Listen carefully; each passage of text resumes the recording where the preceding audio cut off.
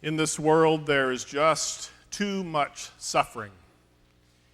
In the larger world, in our communities, in our own families and personal lives, just too much pain and suffering. As people who follow the suffering servant, Jesus, we want to engage the suffering of our world in meaningful ways. We want to alleviate suffering. We want to be agents of healing and reconciliation. But how in the world do we do that without becoming buried in the darkness of it all? Globally, it's too much to stay informed about, attuned with, up to date with. We have to take it in measured doses to keep our sanity. One of my Lenten disciplines this year was to minimize the amount of news I got on a screen, computer, TV, phone, and to read more print journalism. It was an attempt to measure it out in doses I can handle. Why does every TV news anchor every evening start their broadcast with a breathless breaking news? Meaning, this is so important for you to know now that I'm telling you about it as it happens, even before I know much about it. An attack on our country or incoming meteor, I understand. But must we be informed about everything while it's happening? Before the information is in, before anyone has taken time to reflect on the event, put it in perspective, check and recheck sources, and think in measured ways about it? How does instant, half-baked information enrich our lives? Does it make us more thoughtfully responsive to the needs of others? Does it make us more or less likely to take meaningful action to make the world a better place?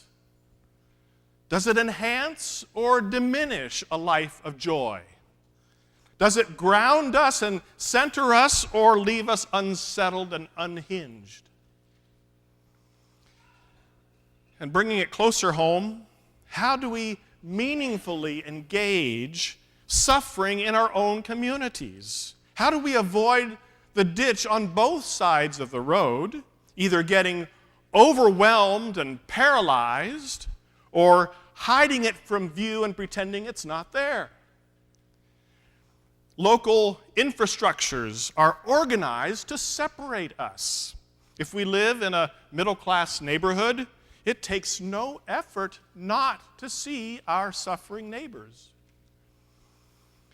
About the only places that we as people of means are forced to face a destitute person is on a sidewalk or a highway median, where they try to get through to us with a cardboard sign, and we try not to make eye contact and humanize them, lest we have to deal with our own discomfort.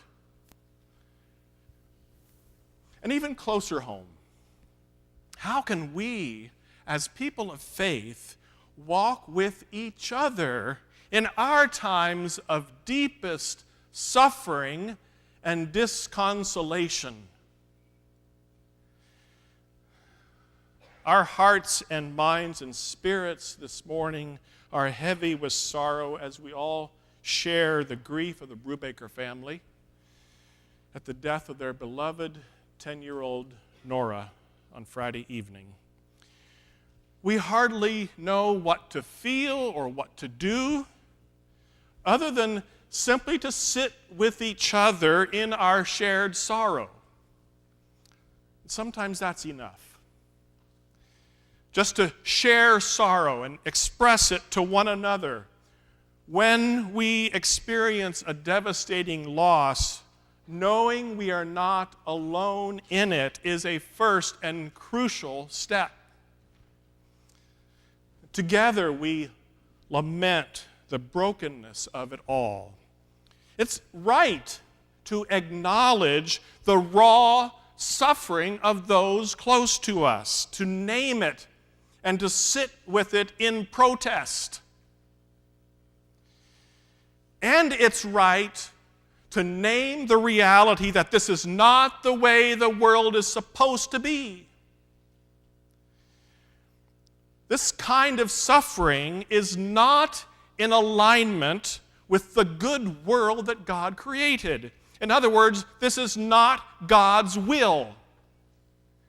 And it's okay to be angry about what happened, because I think God is too. I love the passage from the Wisdom of Solomon from the Apocrypha. It rings true. And I quote, "God did not make death, and he does not delight in the death of the living. God created us for incorruption and made us in the image of his own eternity. But through the devil's envy, death entered the world." Death is not now, nor has it ever been, God's doing. God takes no pleasure in death. So we dare not sugarcoat a tragedy like this. God did not call another angel home. This was a rank offense against God's shalom. No, it was nobody's fault. But life unfolded in a manner that did not align with God's vision of wholeness and shalom. It is out of sorts with the world that God once created and that God is even now working to recreate. These violations of shalom happen too often, all the time, in fact. As I said, there is too much suffering in this world. That, dear friends in Christ, is why we do Holy Week.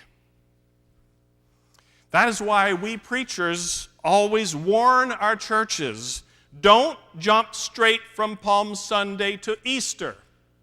Live through and recall the passion, the suffering, the darkness.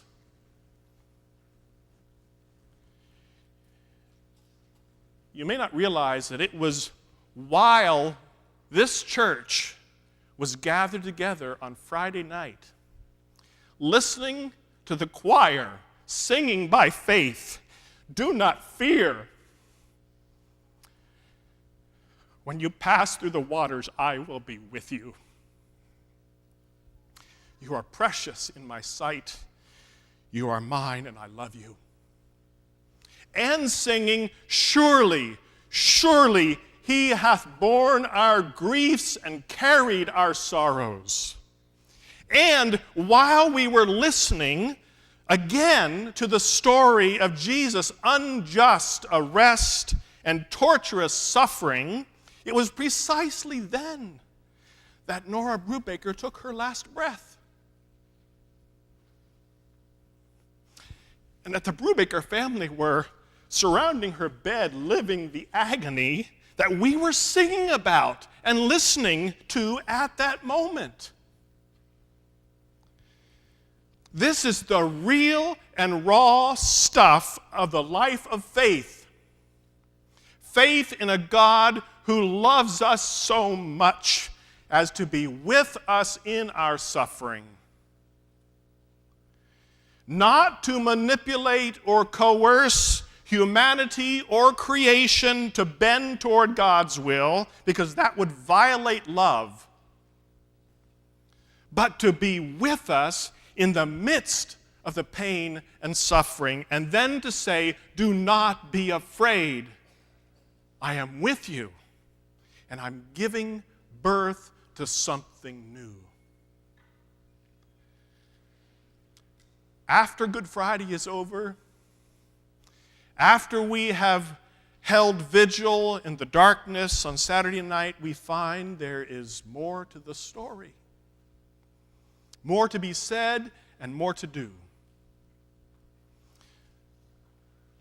Friends in Christ, today is Resurrection Sunday.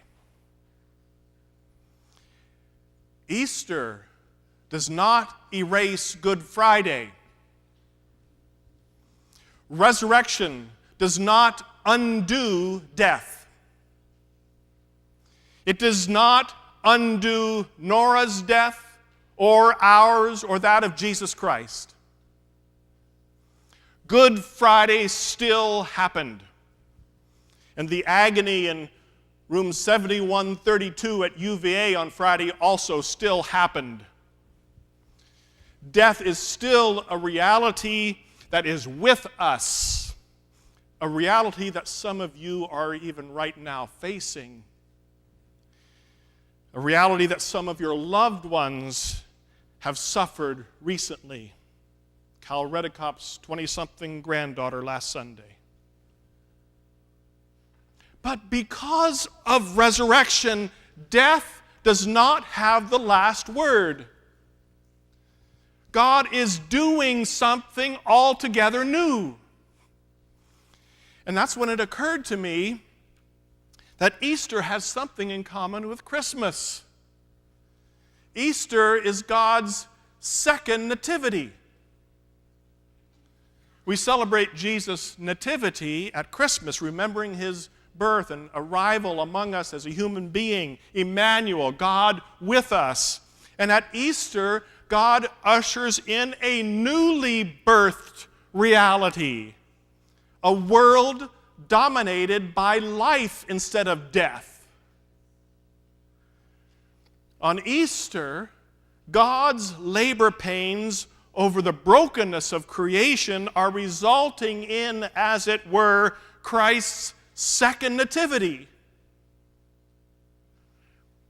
As the hymn writer Brian Wren put it, Christ is alive and goes before us to show and share what love can do.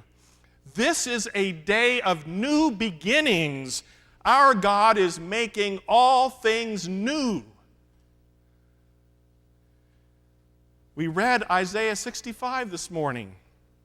For I am about to create new heavens and a new earth. The former things shall not be remembered or come to mind, but be glad and rejoice forever in what I am creating. Isaiah is not speaking the language of repair. This is not the language of taking something that is broken and restoring it to what it used to be. No. This is new creation language. This is bringing to birth something we have not yet seen or even imagined. I don't know what was going through your minds this morning if you were thinking about Nora when you heard these words of Isaiah, and I quote again, "No more shall there be in it an infant that lives but a few days, or an old person who does not live out a lifetime. For like the days of a tree shall the days of my people be, and my chosen shall long enjoy the work of their hands. They shall not labor in vain or bear children for calamity." And it goes on. That does not describe the world that we live in, of course, but it is the world that God is giving birth to. It is the world of the Easter nativity. God is giving birth to something new. It's not yet here in its fullness or maturity, but it's happening. And we are God's midwives. We are here to accompany and support and be present as God does the work of resurrection. The resurrection of Jesus that we celebrate today is the assurance of where all this is heading.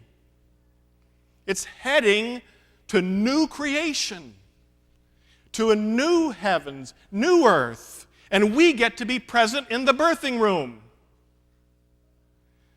The way to navigate a life where there is too much suffering is to hold on in faith to our shared hope that God is creating a new heaven and earth, and God is doing it with us. It is even now starting to take shape in the midst of painful present realities. And no, God will not coerce creation to bend to God's will, because love requires freedom. But love also goes the distance with us. Of that we can be certain. We are not alone. God says to you, I love you and you are mine.